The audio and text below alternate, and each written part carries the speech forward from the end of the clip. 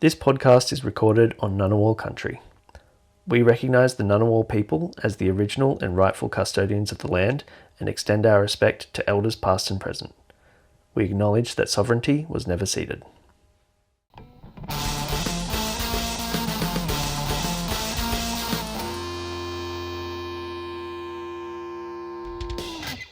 Welcome to the Wreck Me podcast. My name's Jake. And I'm AJ. Each week we recommend each other an album based on a theme, and then we see if it goes into our rotation. This week's theme, we went for an album released in 2026. For AJ this week, I went with, well, it was a bit of a dealer's choice here. I gave you a number between 1 and 4, and you happened to land on Empty Hands by Poppy. I chose that. It was my initial pick, but for the same reason that I had every album in mind, was an artist that I really like, but I just haven't given the album enough love. I was massively into her previous album, which was 2024's Negative Spaces. Ran that back to front, know that inside out, and then this released earlier in the year, and I just ran it a couple times and just haven't gone back to visit it. So I'm really hoping we can do that. Of course we're doing that. Yeah, so it was a good excuse for me to go back and give it a couple listens as well, but I assume that this is going to be your first time listening to the album and maybe Poppy as a whole, but you can tell us all about it. Yeah.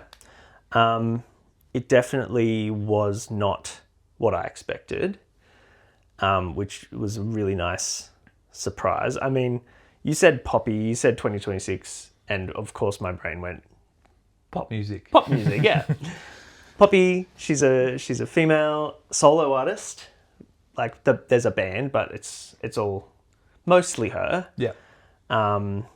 Doing all of the vocals and setting everything up, and she's got a really great studio band on this album, which I had a little look through their And you sort found of out who was resumes. on the track. And Yeah. I didn't do a deep dive, but I was like, okay, there's people here who know what they're doing. There is Jordan Fish, who has recently joined her after being with Bring Me the Horizon for the last 10 or so years. Okay. And who's done all of their stuff. So that's very cool. the big wig who's Yeah. making it sound that way.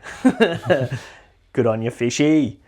The opening track, Public Domain, is pop metal. Like, it's straight away is something that I've never, like, not never, but very rarely come across, and not really sought out either. But it's so good. Like, I've fucking really liked it. That's very classic Poppy as well. Like, the first track is very, like, if you listen to her first 3 or 4 albums, it's much more that the whole way through. Okay.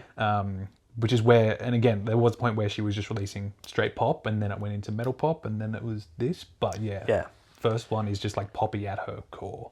Cool, because I felt like with this opening track, this is a little, you get a little reminder of, I guess, what it has been, and now we're fully jumping in the deep end and trying new things, and that's a theme that I came across a lot through the album, is that there's so much stuff that I've never thought of to mix together, so much stuff that works so well that's not typical. Like, a lot of thought and attention has gone into curating this collection of songs into an album. Things to say about the opening track: I really like that pop metal vibe. Always head over heels for a distorted vocal.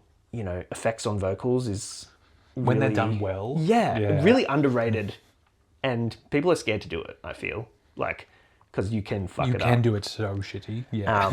It's done really nicely here. Very heavy 9 Inch Nails vibes from this first track, I've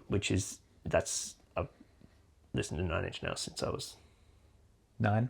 painting my fingernails black and had an emo fringe, and like, this is like formative music for me. So it really stood out to me straight away that there's a definite influence there. Yeah. I've just, again, because this was my, like, I've sort of just gone back to it. I've just written the track list to give myself a little note next to each song to make me remember, like, which one it is if I don't know. Yeah. And I've just written next to Public Domain, old school, weird Poppy. Yeah. Because that's just what it is. Yeah. Sick. Track number 2 is Bruised Sky. This is one of the standouts of the album. Like, I really like this song. Yes, it was one of the singles. this is the first. I don't believe in the first song there's a lot of like she doesn't get into the very heavy vocals, and then it's like, hey, here's something else for you. Also got this. She's adding in like that almost screaming vocals without losing the clarity. What I'm realizing is that I really appreciate a vocalist who can get that emotion through without losing the clarity in what they're saying. Without it turning into just scream, which has its place. Like yelling and screaming is emotional, obviously, but for it to be a vocal, I feel that it really needs to still be carrying a lot of control. And like I said, I don't know much about how. It is a learning curve vocals as well. work. Like the more you listen to it, the easier it is for you to pick up on that. And So that's you'll listen to probably stuff happening as well. Like now obviously. that I would listen to, and you'd be like, "This is like, there are no lyrics in here. This doesn't." But like first go through, I'll have it. Yeah. But again, a couple of years ago, I didn't really listen to that much deathcore because I was like, "This is just fucking nonsense." Like, I'm not doing it. And then I found the one that I liked, and I was like, "Oh, I get it." Like, opens that gate. but yes, there a lot of, especially you'll find, I think, a lot with bands or artists where the vocalist does both, where they're doing the cleans and the harsh vocals. I think you'll find that they tend to enunciate a lot more for whatever reason. Whereas if they're doing just one or the other, you won't find that as much. Gotcha. Yeah, it's like specializing, like jack of all trades. If you're doing your own clean and your own heavy, then there's crossover. So you're not going to be the heaviest singer, but you're also not going to be the most, like, you're not going to have the most pristine, like, perfect operatic voice. Like, you're sitting in that middle space, which is, I really like that. I really like that middle space. Fucking sick. The pre-chorus and the moon is awake, collecting names under a bruised sky, like, which leads into the chorus.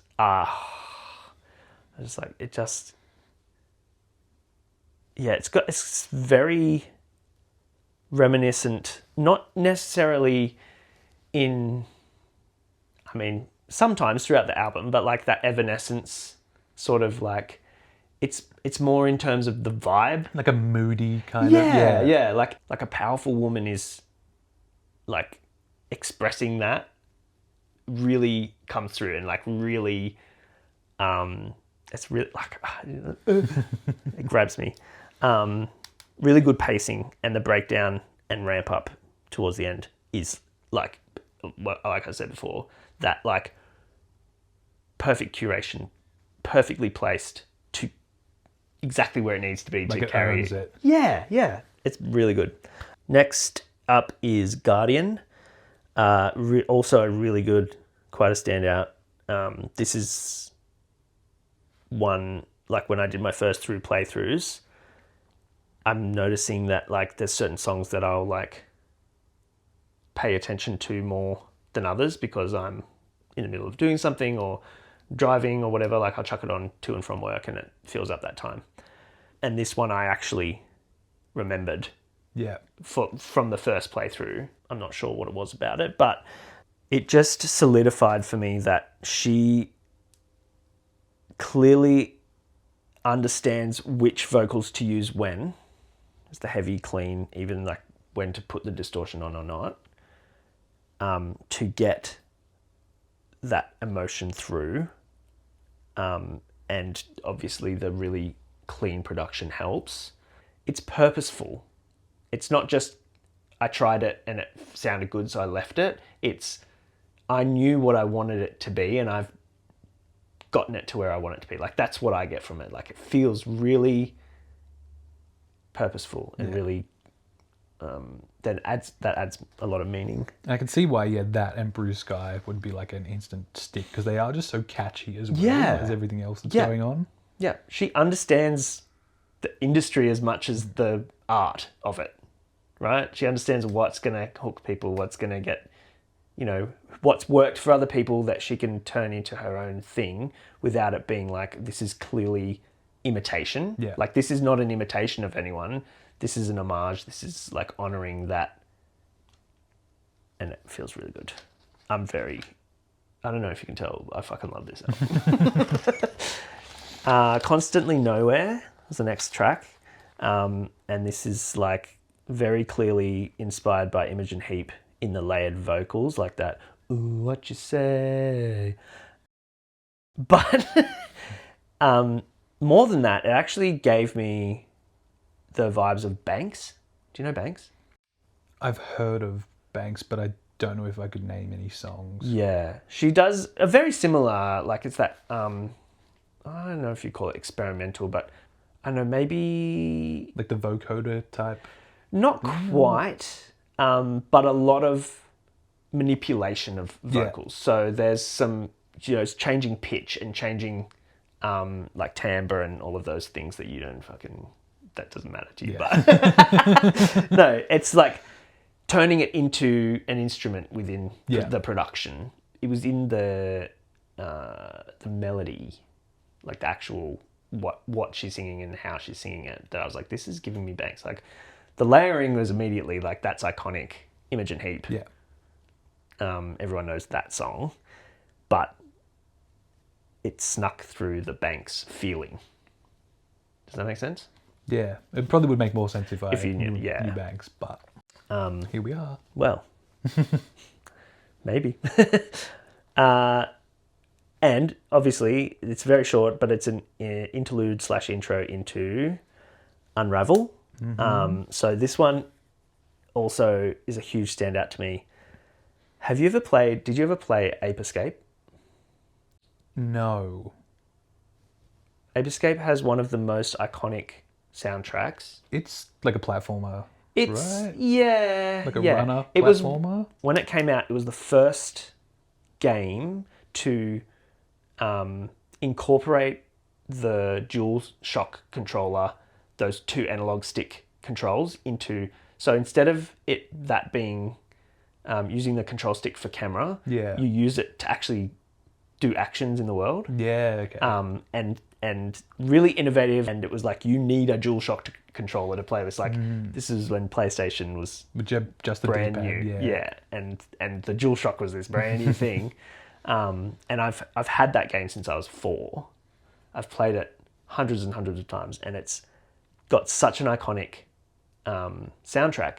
It's all like very 90s breakbeat, jungle, drum and bass, and the break at the start of this song, where the drums kick in, it's an Ape Escape song from the soundtrack, right? I do think this is probably my favorite song from the album. Yeah. It might get beaten by one, but when I went back to my re-listen, I'm like, I don't need to re-listen to this. Like, it's been on. Like, I'm gonna, but like it's in here. I don't need to take any notes. Yeah. Like, yeah. There's a part where she screams like, oh, like it's like a real pain, like, oh, like I can't do it, obviously. No, me neither. Because I'm not as skilled, but that is like I get chills every time I'm like waiting for it. I'm like, I've seen her live once. I missed her this year, but the last time she was here, I saw her, and she just does this like freaky, like banshee scream. And it's just like, and she'll go straight from like a little like skipping along like little pop, and then just not that guttural, obviously, but that's And then this is the point where I'm like, oh, like it is literally giving me chills. I've just been down like a nostalgia trip that I wasn't expecting in a metal album. Yeah. Into like 90s drum and bass. Escape. Like, and then I did not expect that to fit so well. Yeah. Then I didn't expect it to turn into like basically a rock ballad. And then I didn't expect it to have such strong vocal, like it just, and it's like, it feels like that's on purpose. It's like a really well-written book or movie or something where it's like, they know and they're setting you up and it's perfectly cute. Actually, you know what it's more like is a good meal, like a fancy meal at a high-end restaurant. Like you get your entree. Yes, like a degustation where just as you finish this one, they're bringing out the wine pairing and the next thing, and it's all so like it's meticulously planned out, and they know perfectly to. I went to dinner the other night, and the place that we went to, they asked, like, still or sparkling water. Do you want still or sparkling? Always still. Fuck sparkling water. You serve me that shit, I'll kill you. Well, lifetime supply. Anyway, he said, do you want still or sparkling? And we made our choice. I won't tell you what it was in case it's... but then he brought over 2, filled up our glasses with 1 and left the full one. Instead of like filling up our glasses, leaving half one and then being back straight away to like come. Yeah. It's just like those little details that make it like that's so obvious now that I've seen someone do that. Yeah, it's like, why would you leave a half-empty bottle on the Yeah. table?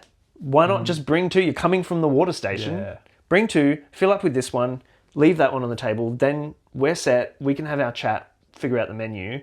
By the time you come back, you can top up with that one, and you're not like hovering around the table. Like somebody thought to do that, and that left an impression on me when we had dinner. Yeah. And I feel like the same thing is happening as I'm listening to this album, is that she's thought of so much detail, like so much thought has gone into it, and it's making an impression. And I'm really like... Sick. Because I love that song. Yeah, it's real. Like that's the favorite. I'm stoked about this. I think you would love definitely her last album, and then probably everything else beforehand. Yeah, well, look, based on this. this is a new favorite artist for me. Dying to Forget is the next track. It stood out to me that the track is 3 minutes and 33 seconds, which is an angel number. I don't know why. I've literally just written next to it, nasty. Just in case I didn't know which one this was. Nasty. Fast and powerful. This is another standout for me. I like the breakdown in this song. Like, I've written vulgar, but yeah. And really descriptive. Important. That's an important detail. Like, you can be vulgar and it can just come off as like being edgy. Yeah. But this is like purposeful. Like, again, everything about this is purposeful. I'm just going to scrap everything I say. We're just going to put big purposeful. That's it. That's all you need to know. We can cut this half an hour or so. Time will tell. Is it... I don't know what she's going to do next. She's throwing out like Eurovision entry. Like, this is like Europop start. It's like very, it's giving me... It's like that very 90s pop, but it's like dipping into techno. Yeah, okay. Yeah, it's like Euro trash, like Europop, which is, I didn't know that was coming. Yeah, I thought, what else can she pull out? Upon re-listening, and like obviously had my favorites to begin with, this is the one that's kind of been stuck in my head outside of my main couple. So it's very like, I keep being surprised by what she's able to pull out and do well. Like, anybody can be like, oh, we're going to try this and we're going to try that. And like, I'm never disappointed. I'm never like, you've overstepped. Like, okay, this is too much. I'm going to have to send you some stuff because her early days is like such like weird experimental like, and it's all just absolute nonsense that just works. Yeah. Which is just like, it's like nobody else has made that before. Yeah. But like. And this is the thing, like, as I'm listening to it, I'm like, obviously I like this. So I'm immediately like biased towards like everything's going to work. But I like to think that I can be, discerning and understand like, I like this and it's shit. Yeah. But I think there are a lot of bands that I'm about that. Yeah, like, right. And that's like part of the enjoyment anything of the art. Midwest emo sucks, and I love it. Like, La Dispute suck, and I love them so much. I'm going to cut out all the times you say love. It's like, Midwest emo sucks. La Dispute sucks. But I think that I can genuinely say that she tries it and it's good, and I like it and it's good. Yeah. It's one of the first times in a long time that I've really liked.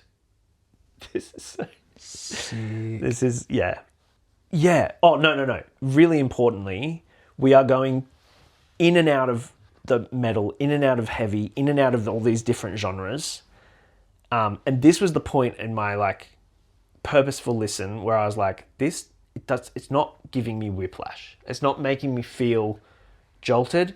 This is where I started to realize this is a curation. Yeah. Like she is very gently but firmly guiding me through this experience. It's all what word am I going to say? Purposeful. And then we have fucking Eat the Hate. So good. It's like Aqua is on this album now. Like this is Gwen Stefani in her prime. Well, no doubt. This is no doubt now. So now we've got Gwen Stefani on this album. Bit of no doubt. Yeah, she's in a band. She was in a band. We don't need to worry about what they're called. and now we're in like punk, and she's like fully punk. Like, fuck you. Like save some fucking talent for the rest of us.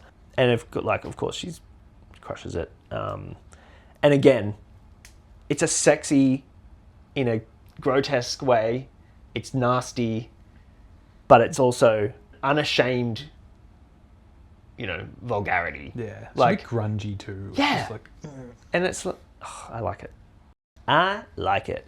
It's even right down to the fact that it's like not even 2 minutes long. Like this is classic yeah. 90s punk. It's got the punk energy. Like the energy has changed and now it's punk energy, not metal energy. What is she doing? Then we've got The Wait. I just wrote, I don't know what this is, but it's so good. and like I'm just thinking like this is such a journey. Like the opening to this song is again very Banks. Like that first opening section before it like kicks in, that's like what Banks is like for like the majority of her. Yeah, okay. It's like a little bit percussion- of electronica, but it's Yeah, it's very stripped back, focusing on the vocals and what we can do with vocals, Yeah. basically. That does sound fun. I think if you like this, Yeah. and you're open to it not having any real metal Screamy. vibes, Yeah. you'll like it. Yeah. Another incredible, and there's so much more to go. If We're Following the Light, it starts with a really great riff. It's very like hooks you in. It's a really nice slow point for the album, but it goes back to that curation and like purposefulness and all of that, obviously. Then we get another interlude in Blink, which is a term that I've coined for these songs that are... Didn't know if you'd made that up, but I was like, I've never heard that before, and that's cool. Like, It's just like, that's a it's very an good way to intro, describe it's an that. interlude. It works as an interlude. It works as and like this was with Bloom as well, like the ones that they had in their album that we did last week. Yeah, I'm really all on board with the interlude. Copyright. And that sets up nicely for Ribs, which is like where I felt this song in my ribs. Just raw. Like, it's really polished and accessible, but it's not watered down. It's comforting because it's thoughtful and purposeful. I'm also at this point realizing that I haven't been paying attention to what she's saying at all. And it doesn't actually matter at this point. that's me, like, to be, yeah, again, my that's first what you couple were of saying listens. It's just like, last week. if a lyric lands with me the first go, awesome. Yeah. But, like, a lot of the time, it's just like, am I doing this? Cool. Yeah. If I'm not doing that, it's not going to. But then 3 or 4 times back, I'll get the lyrics. Yeah, it's all in the journey. But I often am like listening out for lyrics. I'm looking for like poetry and like what works well and why does that line make me feel something. I really like that word play and how people use words. And I think, like, again, the first time in a long time that I've just been so absorbed in the music that I've forgotten to pay attention to what we're actually singing about. And I feel like once I get that opportunity to have that really deep listen, and follow it through as a thread and understand the story of each song and what that's going to just amplify it because I'm already so on board with it, you know? Hell yeah. Also, more perfectly timed breakdowns.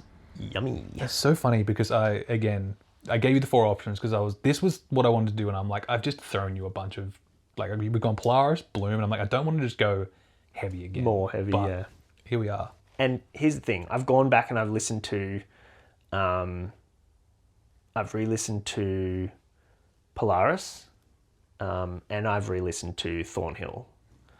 And I have a much better appreciation of Thornhill now than I did when you first showed me Thornhill. And Which wasn't a low bar, mind you. Like, No. you fucking loved. I really liked it, but I appreciate it a lot more. Forgive my analogies, but when you're like looking at like a patch of grass or dirt or whatever, you know when you're doing that, when you're just looking at the dirt. Looking at your lawn. Yeah, when you're looking at a scene of something and then the details make their way out and you notice like a trail of ants and you notice that like there's like the sand is particularly red or it's particularly there's some shiny bits in there, or, you know, like the more you focus on something with intent, the more the details pop out. And this is like, now that I'm absorbing myself in this world of heavy music and things that I have previously avoided because it feels like a lot to get into, the details of Polaris and the details of Thornhill, and I assume when I go back and have a re-listen of Bloom that it's going to be the similar experience. Like, I'm really excited for how much I'm going to become ingrained into this scene, this music. Yeah, so that's Ribs. And finally, we have Empty Hands. This song starts and I'm feeling the Pavlovian response of being trained to know how good this is going to be just from the opening. Yeah. Just instant blast beats. I also really love, and it's happened a couple of times throughout the album, but this one, like obviously in the last song, where she clears her throat and it's just like, it's so like funny. And I'm also like, so you're also fucking funny, so stop. Like, it's infuriating how good she is. And I really like little details like that. I really like the Not overproducing. Yeah, not overproducing, keeping in things that you might otherwise cut that aren't. And it's just like humanizing Yeah. the process. And like this is purposeful. I don't know if I've said that before.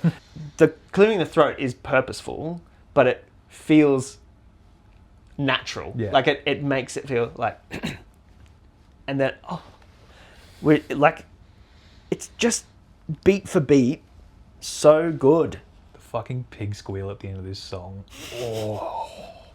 Also really good pacing. Like I really like, it's like a tennis match. I think the track length is great for that. Just like, you will have a 4-minute song here and there, but then you'll get thrown 1.5, Yep. 2.5, and Yep. it's just like enough that you're... Yeah. It fits neatly into a curated little package. The fact that this is the title track and the closing track, and it also goes the hardest. And then you've been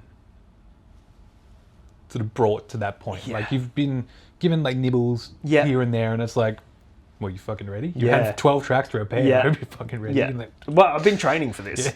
Literally, I've been trained and I've been training. I've been, exercising my metal muscles. Exercising my metal muscles.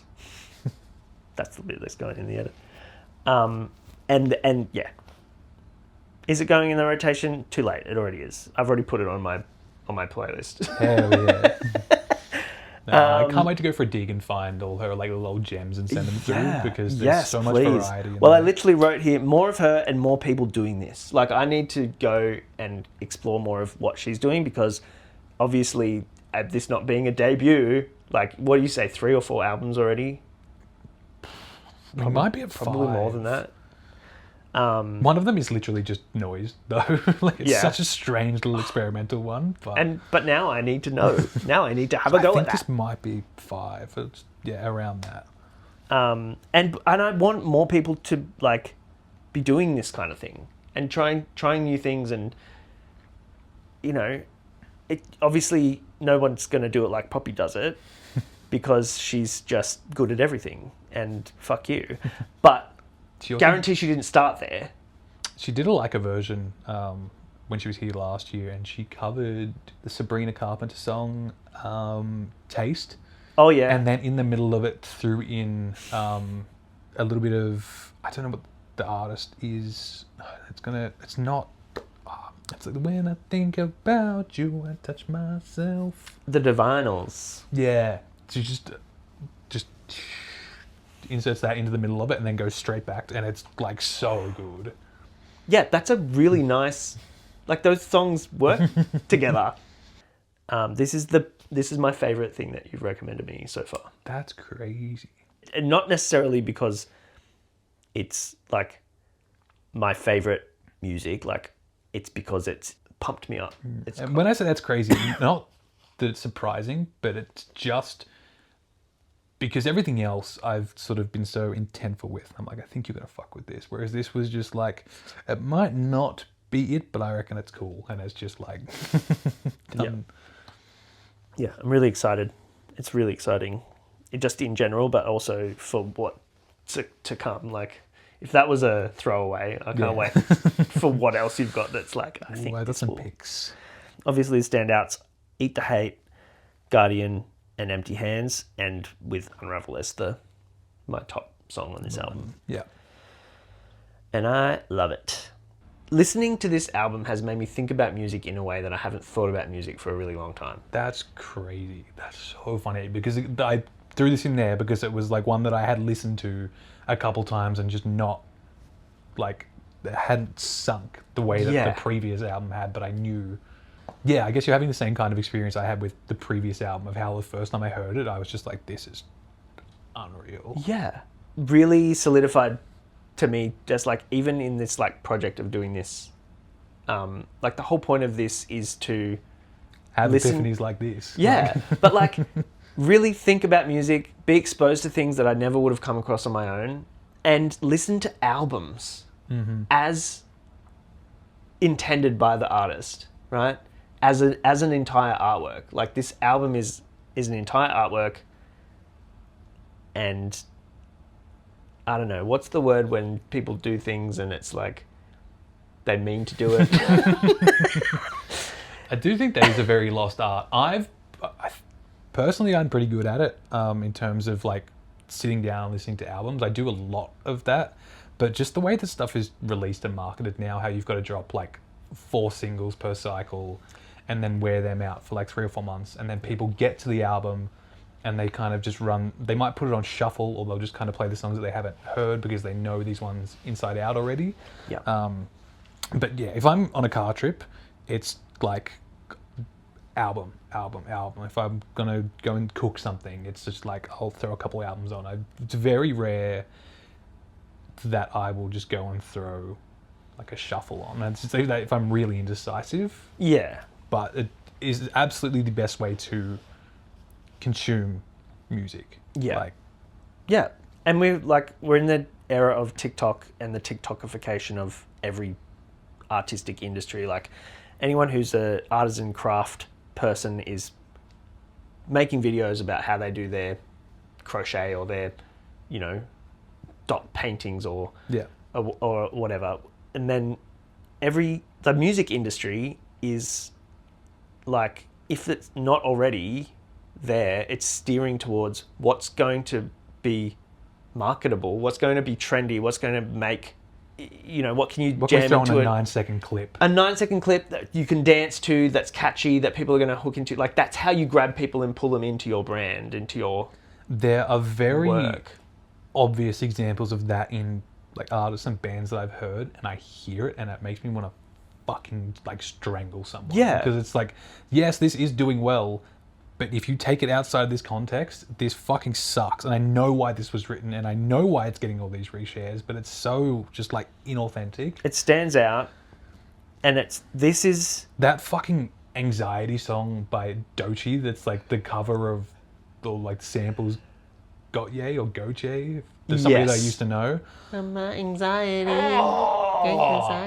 Yeah. Probably the most like egregious example Yeah. of that. And it's just like, because it is so popular on TikTok, it then gets massive radio play because they're like, oh, Yes. people like this. And Yeah. it's just fucking And hot that's- shit for like 4 minutes. But the thing that most pisses me off about that is that if you're starting up as a band now, you've got to make that same video that everyone makes, which is like, hey, you've found, like, it's an album of videos or shots from their live shows. It's a picture of them at practice. And like, I don't want anybody to think that I'm shitting on people for doing this, because this is like, have to do you it. have to do it. This is the standard now.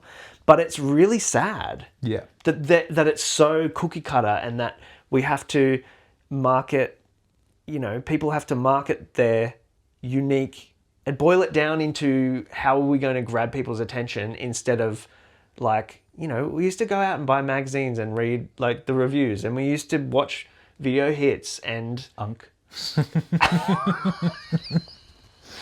okay, and Rage, I was going to say. That I was, leading with the shit one to go, all right. Even like MTV was like so corporate, and Yeah. but it was, the way that people learned about music. And then, the Triple J Hottest 100 is dying out because it's all TikTok songs, and people vote for what they know, which is what they've seen on TikTok, which is rubbish. There's one thing I will say that I think, and I could say a billion things about Australian metalcore, but what they do so well is bringing smaller artists into a light, because you'll have your big touring band, but they will pull one or two small bands that they have just like seen playing local shows, not because they're big on TikTok. Like I'm pretty well across it, but every now and then I'll see a lineup of like a show that I'm going to, and I'll be like, who the fuck is like this band? And I'll have like no followers, and I'm like, this is how This is how you find and then you out. find it, and then because they're not focusing all their energy into like a clip, like yes, they are doing the marketing because they have to, but they are just doing shows and making music, which is how you get better at it. It's like we're almost backwards in the sense that, and it's just the way that like agencies are and just promotion is in general now, but they're trying to blow up the artist with fame before they blow up with talent. Yes. Like they just don't. It's like, this has to be a viral hit, and it's like, how about we just make some good shit and then it'll. It's the capitalist mind. I don't want to get too far. Yeah, into we're that. gonna- Let's not go that far. We're talking about Poppy. And we're enjoying it. We're having a great time. We love Poppy. We love what Poppy's doing, and Poppy needs to keep doing it. And fuck the haters. Yeah. Just one last thing to say about that. The album as the art form is, each of these songs on their own take away from the whole experience, because part of what makes this album great is the juxtaposition of everything. It's like the metal is just sprinkled in there to remind you that this is metal. Yeah. This is a metal album, but and metal sounds like this next to Europop. Metal sounds like this next to punk. Like, it's all about the comparison, and it's like it makes me appreciate the metal of it more, because I'm not just listening to straight metal all the way through, right?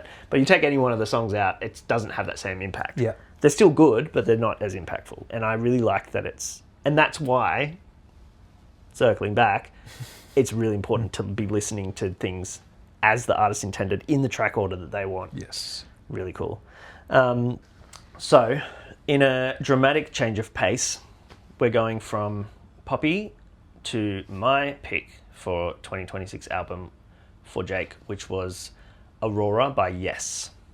Now, if you don't know about Yes, I didn't think I did. I would say, like, And I mean, I said at the end of last, and I was like, there's definitely some songs out there that, yes, are responsible for Owner of a Lonely Heart, which is, I mean, everyone's heard it. It's on all the classic pub rock albums. It's like... probably in Supernatural about 10 times. Yeah. I don't think it actually is, but it's very much one of them. Fantastic song. And they have a really huge back... They've been making music for a really long time.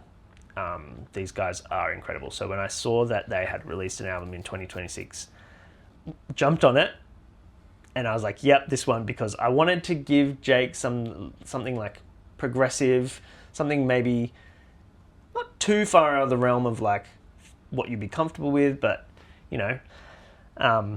and I'll hand it over so that you can tell us what you thought. So you, like, obviously as a fan of Yes, is it the same sort of situation where it's like something you've listened to maybe earlier in the year and haven't gone back to, or you just haven't at all gone through it? I literally, off the top of my head, I've not been keeping an eye out for things that have released this year. So I went through to see... So you had the opposite problem to me, whereas I had too many to choose from. You had too many to choose from. I had nothing. Yeah. I had nothing locked and loaded to go. So I just went to the like new release tab in Spotify or Apple Music, I can't remember which one, and went to the albums that had released this year. And there was a couple that I was like, yeah, but like I didn't feel like I could get behind them in a way that was like, I know this artist well enough to recommend Without an album having- that I don't Yeah. know very well. Worked out for me because I've picked up a bunch of stuff that I'm like, sick, this is good, new music coming out. But when I saw that Yes had released an album, I was so excited because first of all, I didn't know that was still making music. I didn't know that was still around.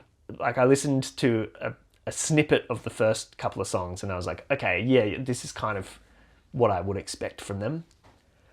And then I thought, like, bit of progressive rock, bit of something that's got like a classic feel, but it's modern. And I was excited to get into this as well and like have a listen. I didn't, because I hated it. I actually hated this. And I felt so bad. I was like, Jake, it's like, obviously it's too late because you've already done all the work. Just so funny because until today, I had no idea if you listened to it, if you were super into it. Yeah. Yeah, Jake's ready to shit down my throat about this album. Like, I'm right there with you. Sorry. But I am still curious to hear what you've got I did make to say. the effort and I wrote something down about every song. Wow. I didn't even listen twice to every song. I did. Well, Because of the first run through, I didn't write anything for like 3 of them. I was like, fuck it, I'll do it again. Yeah. Anyways, this is the album Aurora by Yes.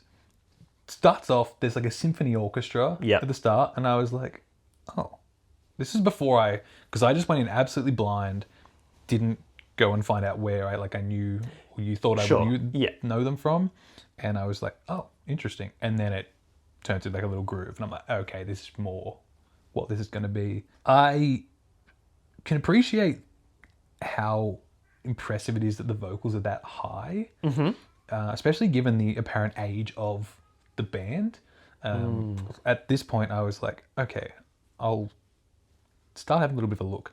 The band has been releasing music longer than my parents have been alive. And I was like, how on earth is this happening? I'm like, that's impressive. But instantly, I'm kind of aware that like this probably isn't going to be a personal favorite of mine. I'm not shitting on it yet. At this point, it's like I'm one track in. I'm like, okay, this isn't really my vibe, but that's impressive. Track number 2, Turnaround Situation. This isn't specific to this song, but to the album as a whole. There's something very interesting about the way that it sounds so retro but modern at the same time. Like, if you were to tell me this was an album released in like the 70s, 80s, I'd go, But then if you told me it was released this year, I'd also be like, Like, it's out of place. Maybe it's just because it's 80s or 70s music with much cleaner production, Sure. maybe. But I was just like, that was what I noticed. I've also just like made a little tidbit here. I was like, this is going to be very ironic for someone like me to say, but I'm going to struggle to differentiate between the songs here as someone who has my entire life heard, how the fuck do you listen to that? Oh, that shit sounds the same. And it's like, I'm going to be the arsehole saying that Like, now. oh, I get it from the other side of the Yeah. fence. I see what people say. To be fair, the further I got into it there, I do kind of recognize, even now, just looking at the names of the songs, I Yeah. kind of know which one was which. Sure. Mainly because the name of the song is in the chorus, so that's an easy thing for me. Number 3, Love Lies Dreaming. I had, like, the first go through, I had nothing to say about this. I literally just wrote funky. Second run back, I came through and I struggled just as hard, and I was like, there's nothing I can say about this that I haven't already said about the first 2 songs. I feel so bad. I don't have anything to say about it. Oh, very funny. I was sitting there towards the end of the album, but I'm just going to say it now because I remembered it. And I'm at my desk with my noise-cancelling headphones on. My head is in my hands because I'm like...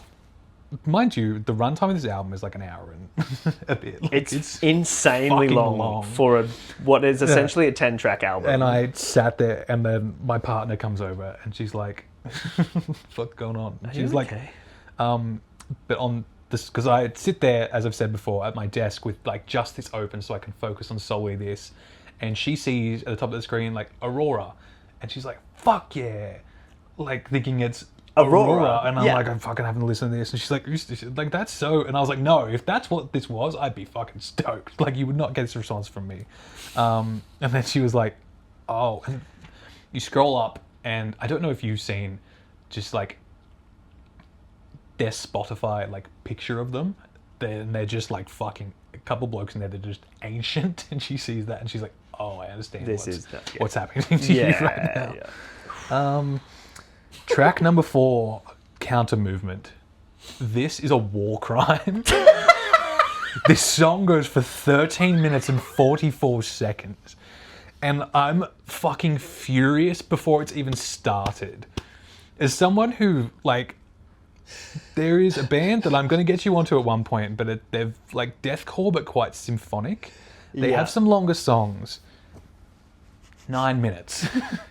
They have like a 3-parter that altogether goes for about 22 minutes, but you can listen to each track on that individually and not be taken out of it.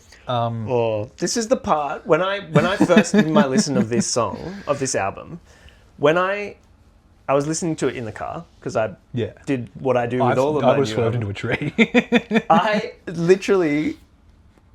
was on my way to work, and I looked down because I was like, this song feels like it's going for a while, and it wasn't even halfway through, and I was like, what have I done? What have I done? And it's so funny because, again, I was really torn in 2 minds. I mainly had 2 albums. I ended up with like 4 or 5 and made you pick, but it was like Poppy and A$AP Rocky, and the A$AP Rocky album went for an hour and 3 minutes, and I was like, I don't think you are going to be that into it. I'm not going to do that. Not going to do that to you. Too long.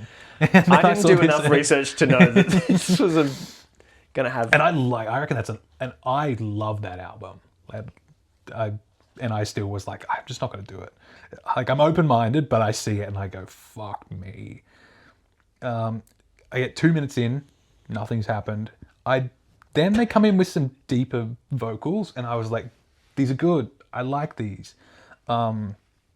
Unfortunately, and they were quite isolated as well. There wasn't a lot going on while it was happening. Sure. Very unfortunate that didn't. It wasn't allowed to breathe on its own for very long before they started throwing everything else in. I was like, that was like, vocally, that was my favorite part of the album, and they just didn't. And it was a 13-minute song, so I honestly just started Googling shit about the band at this point, which I'd make a point to just sit there, and I was like, you couldn't stay locked in. There's nothing. So I started Googling to see if like the other vocals are female. Yeah. And it didn't seem like they are, and again, that just made it what I thought was like a lot more impressive. And then just the further down this rabbit hole I went, and I was like, this band has had 20 total members, because it seems like they just get so fucking old that they get rid of someone and bring someone new in. Yep. Pack it up. Like, Yeah. we don't need to. You made music in the 60s.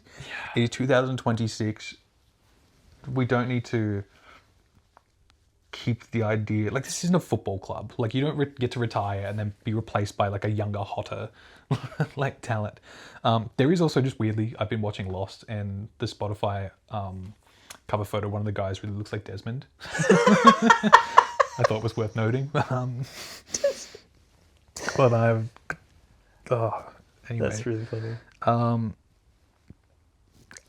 It goes on too long. Probably doesn't need to be said. What, the song or the The whole album? song. Oh, well, yeah. I probably wouldn't have definitely- hated it as much if this song wasn't on there, to be fair. But then you get like a 4 or 5 minute instrumental, and then they come back with this like little chanty vocal at the end, which just felt like an absolute piss take. I felt like I was being laughed at. Like, they've gone away, they left the studio, they've come back 5 minutes later, and they're like, "You're still fucking here." Yeah. Like, this is, we Just didn't think you'd still be here. Salt in the wound. Yeah, it's just like, oh. I'm so sorry. Track number 5. Ariadne. I appreciated the like little whimsical sort of vibe of this one. It felt like I was going on like a quest. Yeah, I hated this song the least. Well, it was more what I was expecting from the next track. I saw like track 6, All Hands on Deck. I'm like, maybe they'll throw me like a little piratey like kind of thing here. Arr. And it was less adventurous than the previous song. Yeah. I was hoping for like a sea shanty. Maybe that was a bit optimistic of me. But there was a nice little groovy riff in there, so I'll take what I can get. Sure. At this point, it didn't go for 13 minutes. Like, this is where it's all starting to blend together. Like, I've got names of songs written down and descriptions, but I don't remember. Track 7, Outside the Box. I've written, the name is accurate. Like, it can only be described as warpy. Okay. And I've written like verbatim, I don't have much more to add. Sorry, I'm really struggling. You're going through the stages of grief at the moment. You're like, Because again, what I do is I'll sit down and listen to it, and I will just write any thought that comes to me in there. So it's just like as authentic as possible. I don't sit there and try and curate like a picture perfect review. So this is just me suffering in real time. your And it's head like, was the empty box. No thoughts. Nothing to say. No, track number 8, Emotional Intelligence. Immediately engage with the piano because it's different to what I've been hearing at this point for the last 45 minutes. Like being in the desert, finding an oasis. And like, Oh something. my God, there's something else. Not even an oasis. You find the fucking 40-year-old Gatorade with the labels like bleached, and you're like, oh, thank God. And then I haven't even read through these notes again until now.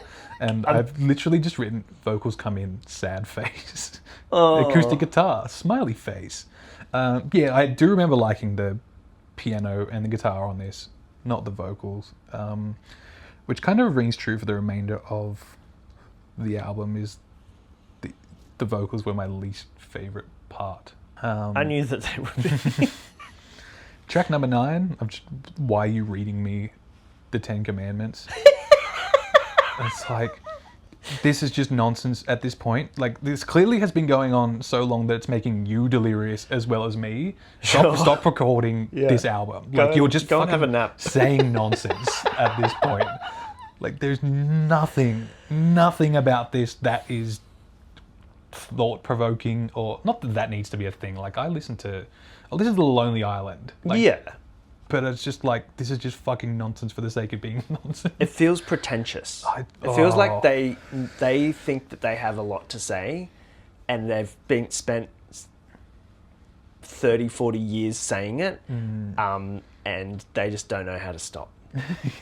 Just, I think, yes. Number 10, Watching the River Roll.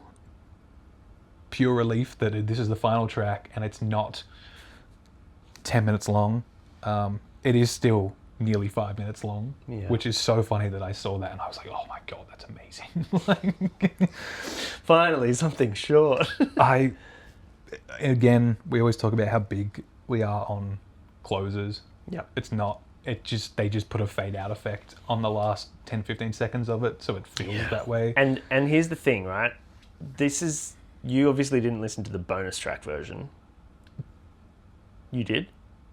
See, I don't even know anything about this album. This is the bonus track version, final track. Unfortunately, on I was going to say Spotify, where I get my music from, that was the only one that was available. And I did like a little bit of research trying to figure out if that's just what they'd called it. Right. Which I think might have been the case because I couldn't find... I would have assumed that on Spotify there would have been a normal version. Yeah. Although obviously there is a normal version because you didn't listen to the bonus track. I listened to the bonus track version as well. Okay. And then I realised, this is the bonus track version. Hopefully Jake didn't listen to the bonus track version. Yeah, no, I did. I think it's the only version. Well, that's even more... because I was like, well, maybe the reason why it doesn't feel like an ending track is because they intended for the bonus tracks to be, but that doesn't fly because that's the only one that's on there. And I think it's just another thing of them just doing fucking nonsense and being like, hey, here's 2 little extras for you. Look at what you can have. Yeah, we couldn't stop ourselves. I never want to fucking hear that ever again. Again, and it's not something that I can sit here and say it's objectively bad music because they have good vocals and like they play the instruments well, but I just don't give a fuck. And it goes on too long. Yeah. And I like so many of my favorite albums go for an hour. Most of the recs I'm going to give you are 30-40 minutes because that's just sort of where I sit. But it is fucking way too long because it feels like it's too long. Yeah. Like, and if an album goes for an hour and it just goes by like that, like an hour is a fine length for an album. I think that the mark of a bad album is when you go, when will this end? Because I didn't know how you felt about this. Yeah. And I was like... So you're going in with an open heart. And I listened to it the first time and I was like, fuck. I didn't make enough notes about this the first time. I have to like put in the effort and listen to it again. I should have said something. No, because it's so much like, I don't want to know. Like, I do want to do this with like complete objectivity. I don't even think I was necessarily that harsh on it, to be honest, because I'm trying to be you were going to go way so harder. open-minded about it, because that's the point of this, but I just fucking hated that. Well, that's a lesson learned. I think you 100%. share the sentiment as well, though. So it's not like you've given me a bad rec in the sense that you're like, oh, I love this, you'll love it. I gave you a bad rec in terms of I didn't do enough research before I hit the panic button and it was the wrong move. What I actually love about this situation is that... Turnaround situation. That has been in my head annoyingly. And not in like a fun way. It's like when there's like a smoke alarm that goes off every like couple of hours. It's like trauma. It's a trauma response. Oh. As a comparison to Poppy, I got bored of this album and then put Poppy back on, right? Because I was like, well, I can sit down and listen to this later and like really fear, but I never went back to it. Like I did 1.5 listens. So there are songs on that album that have less than 9,000 streams. Yeah. And I'm like, I fucking wonder why. Yeah. Like, if someone sees or hears this and is a massive fan of this album, I'm not sorry. Like, what are you doing? This probably isn't for you. Yeah. Normally, in most cases, I'd be like, if you like it, that's your prerogative. But I don't get it. How could, like... and again, I do the same thing that I do every time that I may not necessarily be enjoying something you've given me. I just try and put myself in the situation where it's like, if I see this live, it'd be awesome. If this was in a soundtrack or something, this would be awesome. Yeah. There's nothing... No place I can put myself where I'd be like, this would be a great soundtrack. Yeah, no redeeming that, unless qualities. I show up like when you show up to a nonsense album competition and your opponent is Aurora by Yes. Like, I'm coming in. I'm tired. I had a big night last night, but I've listened to this before that happened, and I was already pretty shitty about it. So I might be a bit grumpier than need be. But honestly, I feel like everything I've said is deserved. Yeah, no, 100%. I think it really speaks to, like, we've just finished gushing over Poppy, who is making a really big effort to be like And different and experimental, and this is what I think because you said so much intentional. That was intentional. That was fucking nonsense. Yeah, There was just it's like the opposite. We're going to do this because we have the legacy and we can. we It doesn't have the matter what legacy. we Yeah, do. yeah. We have that legacy of we were pushing the envelope 40, 50 years ago. We were making strides in, and then we're going to rest and coast for the rest of our careers. And, you know, I don't know if it's making me believe in this, like, not conspiracy, but the theory that, like, as you get older, get more conservative. You know how people say, like, oh, when you're older, you'll understand, you'll care about You'll be the taxes one and shit. saying I'm the like, N-word. Yeah, yeah. Well, maybe not. Someone thinks like that. But, like, it's like these guys just feel entitled to be able to do this and continue to get the same reception that they've always gotten. Maybe there's a market for it that's not us. Maybe it's the people that were listening to it It's when in the 60s. the boomer right? audience. But It's they're the nearly same all dead. audience. You can't keep doing this. Like, well, that's the thing. And you've replaced it. There are like 20 members. There's like, and I tried to find, like, because the list of the members was so fucking big, I was trying to find out if there were still any original members. And I think based on that Spotify photo of the man that looked, no, I don't need to be mean on a personal level, but fuck. Yeah. He's just old, is more to the point. There is a guy there that seems to be from the original. Anyway, this is not important. How Nothing about this long is can important. you drag out, like, bring this guy to the studio so they can Well, like, I just don't understand if degrade in the corner and still call yourself Yes? when I'm 60 years old, if Bring Me the Horizon releases music and none of those guys are in there and haven't been in because they're all fucking dead. Yeah. Like, not that I want them to be dead when I'm 60. They should be alive then, but you know what I mean. Like, No. And yeah, this has been a very emotional episode because I felt so much hope and, like, excitement for the future of music, and you're like, the fucking boomers are ruining everything. To make you angry about the world. anyway, Is it going in the rotation? you can rotate it. Rotate it. Have you seen that video? There's a bloke that tries to say that, but I think it's just like some drunk bogan Australian, and like it might be like a road rage video, and he's just going, rotate it. And, like, that's not even like the insult. Like, no, I might actually block them from my Spotify. Although I have hope for next week. Yeah. Next week. This is great because after I've just complained for so long about how long this album was, our theme for next week is EPs. It's a little so EP. It can't possibly be that long. Well, is that intentional? Somewhat, maybe.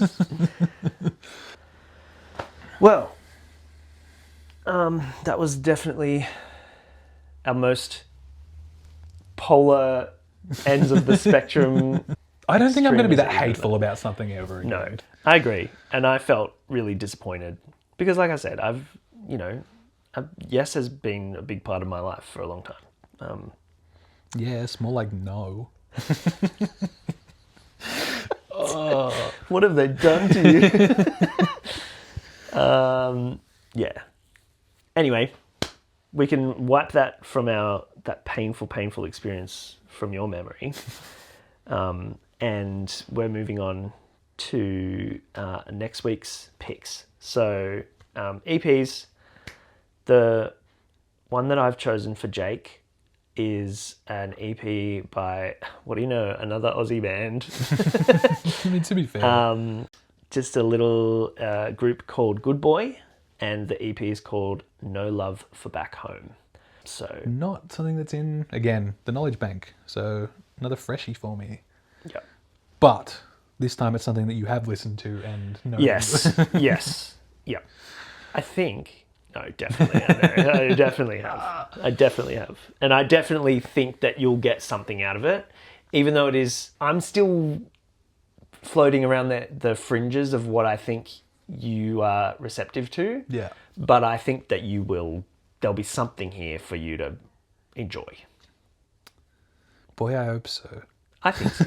No, I feel much more confident about Yeah. this than I do about it. Yes. Well, for you this week, not an Aussie band, but a little Brit band, our favourite colonizer. Yep. Little EP called Play by South Arcade. South Arcade. I'm quite optimistic about this. I think if you liked Poppy, you will like this. I wouldn't actually say they're anything like Poppy, but I just think we're going to continue on a trend here of you discovering something you may not necessarily have heard before. Cool. No, I'm very keen. So, that's the end of our episode today. Let us know how much you loved Aurora by Yes in the comments below. If you Tag them. I don't think they have social media. They're too old. I want to know what they Yeah, if you did pause and listen to that album, I'm sorry. Yeah, that is on us. You probably didn't, And you can send an email to our email address, and we will.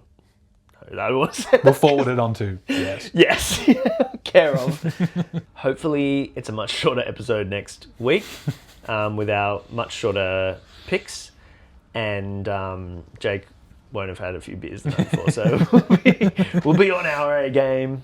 Go and have a listen. We've got No Love for Back Home by Good Boy and Play by South Arcade.